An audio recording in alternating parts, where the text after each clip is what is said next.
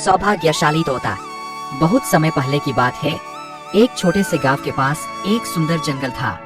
उस जंगल में तरह तरह के पक्षी और जानवर रहते थे। उन्हीं पक्षियों में एक अनोखा तोता भी रहता था जिसका नाम चिरकू था।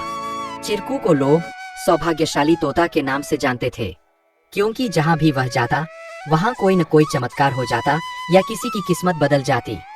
गांव के लोग मानते थे कि अगर चिरकू उनके घर आ जाए तो उनके जीवन में सुख और समृद्धि आ जाती है। चिरकू हमेशा खुश रहता और अपनी मधुर आवाज में गाने गाता।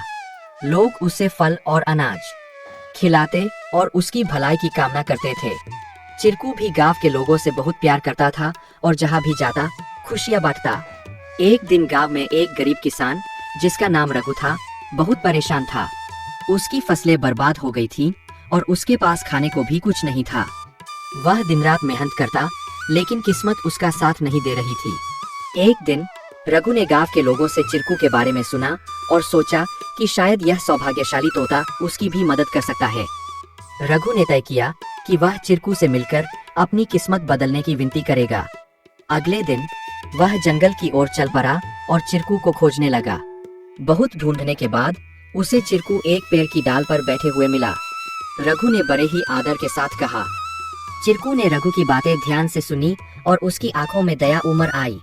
चिरकू ने अपनी चोंच में एक छोटी सी चमकती हुई पत्ती उठाई और रघु को देते हुए कहा, यह जादुई पत्ती है, इसे अपनी जेब में रख लो और जब तुम अपने खेत में काम करने जाओ तो यह पत्ती तुम्हारी किस्मत बदल देगी।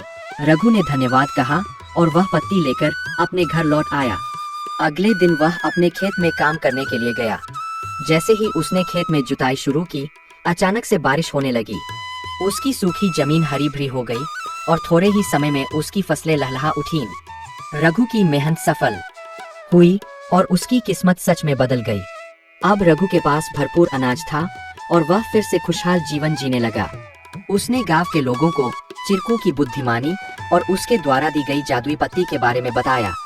सभी लोग चिरकू की प्रशंसा करने लगे और उसे और भी अधिक प्यार देने लगे। लेकिन चिरकू ने रघु को एक बात कही थी, याद रखना, यह पत्ती सिर्फ तुम्हारी मेहनत का साथ देगी। अगर तुम मेहनत करना छोड़ दोगे तो यह भी अपना जादू खो देगी। रघु ने चिरकू की बात समझ ली और कड़ी मेहनत जारी रखी। धीरे धीरे उसकी स्थिति पहले से बहुत बेहतर हो गई। वह गांव के सबसे सफल किसानों में से एक बन गया। लेकिन उसने कभी यह नहीं भूला कि उसकी सफलता में चिरकू और उसकी मेहनत का कितना बड़ा हाथ था। अगर आपको इस तरह की वीडियो में इंटरेस्ट है तो हमें सब्सक्राइब कर लें